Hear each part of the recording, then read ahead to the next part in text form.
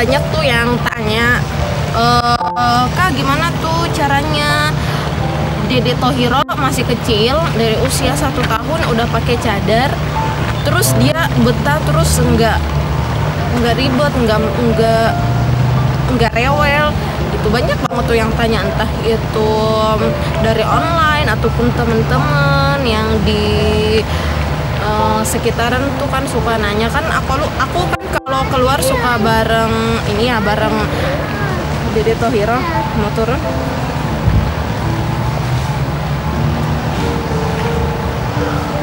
bareng sama Dede Thohiro, terus kan Dede Thohiro tuh kan suka pakai cadar ya. Nah oke, jadi aku mau sharing aja rahasia gimana sih cara nanti jatuh cara mendidik bayi biar mau dan betah mengenakan cadar. Oke, yang pertama itu simple banget. Pertama itu dari diri kita sendiri, karena seperti kita ketahui bahwa ibu adalah madrasah pertama bagi putra dan putrinya. Jadi ibu adalah seorang role model yang mana seorang anak akan mengikuti ibunya, akan menjadikan ibunya sebagai panutan. Jadi karakter anak itu sangat ditentukan oleh pendidikan ibunya. Nah, pertama ya kita harus, kalau misalnya anaknya kita mau pakai cadar, ya pertama kita harus memakai cadar. Jangan anaknya pengen tuh pakai cadar tapi ibunya nggak bercadar. Itu menurut aku nggak bisa banget, itu akan kurang berhasil. Karena aku kan pakai cadar. Nah jadi Dede Thohiro tuh sering tuh lihat umahnya pakai cadar. Oh kalau keluar rumah tuh umah pakai cadar. Oh kalau ada orang tuh umah pakai cadar. Jadi dia tuh udah kayak merekam ya usia bayi, anak-anak bayi ke anak-anak gitu ya, bayi balita anak-anak itu adalah usia brilian anak-anak untuk berkembang. Jadi apapun yang kita lakukan itu akan direkam oleh anak-anak gitu loh. Nah pertama itu. Nah terus yang kedua, Dede Thohiro tuh dari bayi ya, dari lahir kayaknya usia 1 bulan tuh kalau posyandu gitu kan. Oh jatuh, coba dulu. Kalau kan aku bawa keluar rumah itu aku pakein jilbab. Jadi anak-anak yang lain tuh suka dipakein topi, dipakein bandana, dipakein bandok, kan lagi gemes-gemesnya gitu ya kan. Kalau anak nanti sama kalau kita preteli, kalau dipretelin tuh anak-anak kan gemes gitu ya, pakai bandol, cantik banget tuh, terus udah pakai tali satu tuh cantik banget. Nah ada tuh yang kayak begitu.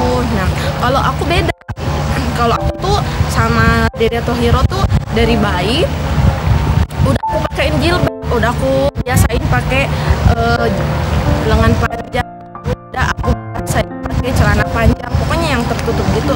Walaupun kelihatan kayak orang rempong banget, terus ada juga kayaknya keringetan gitu, tapi itu adalah awal mula kita mendidik.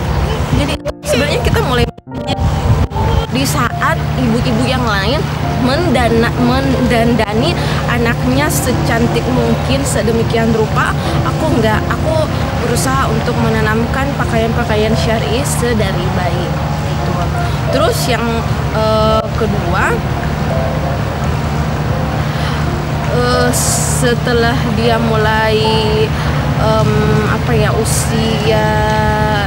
usia 1 tahunan gitu ya, usia 1 tahunan gitu, aku mulai deh mengenakan, aku mulai memperkenalkan ke Dede Thohiro pakaian-pakaian yang udah nggak celana ketat lagi, udah nggak baju panjang lagi. Jadi mulai deh tuh aku pakein gamis, terus jilbabnya juga yang panjang-panjang gitu kan.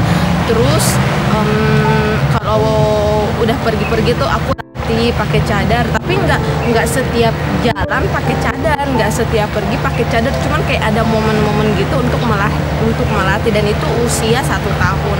Itu nggak langsung ya pakai jarak, kayak melatih dulu. Misalnya kita mau ke taman hiburan, Dede Atung pakai cadar gitu.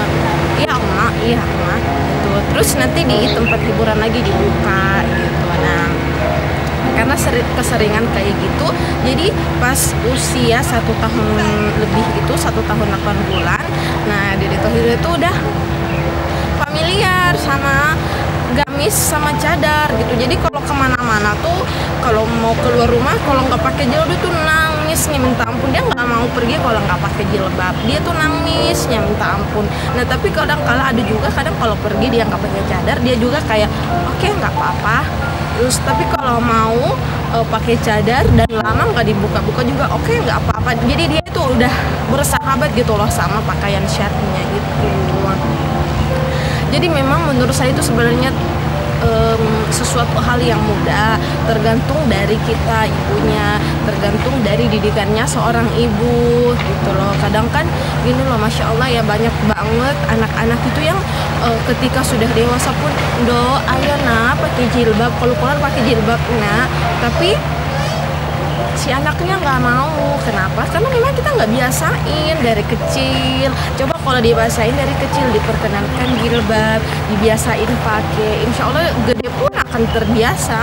Nah begitu pun dengan ibunya, kalau misalnya ibunya pakai cadar, pakai jilbab, insya Allah itu akan lebih memudahkan anak-anak. Karena seperti saya bilang, seorang ibu itu adalah role model bagi anaknya, karena ibu itu adalah madrasah pertama oleh anak-anaknya. Kadang tuh kayak kita nggak pakai jilbab ya, tapi kita pengen jilbabin tuh anak kita pengen cadarin tuh anak kita, yang nggak bisa dong. Karena kenapa? Karena dia melihat ibunya, loh ibu aja nggak pakai, kenapa aku harus pakai, iya kan? Tapi dan kembali lagi ya, intinya itu kembali lagi ke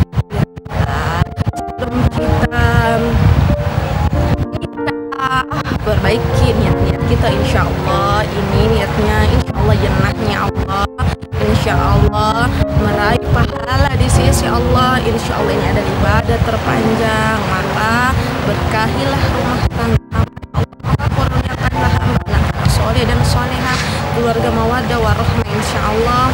Ketika aku menjadi seorang ibu, maka amanahkanlah hamba menjadi seorang ibu yang baik, menjadi ibu dari pejuang agamamu ya Allah, menjadi ibu dari anak-anak yang soleh soleha, yang menjadi pilar-pilar agamamu ya Allah. Jadi kita niatkan dari hati, insya Allah anak-anak kita pun akan menjadi anak-anak soleh soleha. Tapi kalau kita mengajari anak-anak kita yang tidak baik, mencontohkan anak-anak kita yang tidak baik, hasilnya pun tidak akan baik. Misalnya kayak gini ya, kita tuh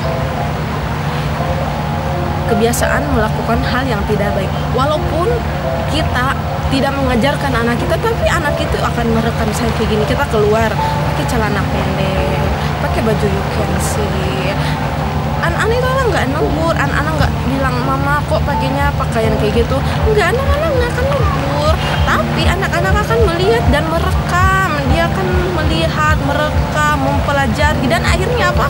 Mengikuti apa yang kamu lakukan. Kamu berniat ibadah terpanjang itu pernikahan, tapi karena kamu mendidik anakmu dengan yang tidak baik, maka anak kita yang seharusnya membangunkan kita, memaharkan kita surga di akhirat kelak, tapi masya Allah anaklah yang menjerumuskan kita. Jadi hati-hati gitu, hati-hati kita mendidik anak.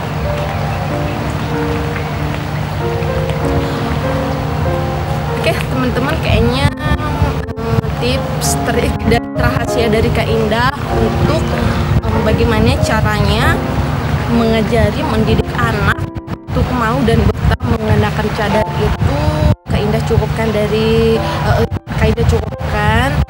sampai di sini saja. Semoga apa yang Kak Indah katakan bermanfaat. Ada yang salah, ada yang kurang, karena ya itulah fitrahnya Kak Indah sebagai manusia, tidak luput dari kesalahan, dari kekurangan, insya Allah, karena kebenaran hanya dari Allah. Semua terima kasih sudah menonton video ini, semoga bermanfaat. Kita ketemu di segmen selanjutnya. Assalamualaikum warahmatullahi wabarakatuh.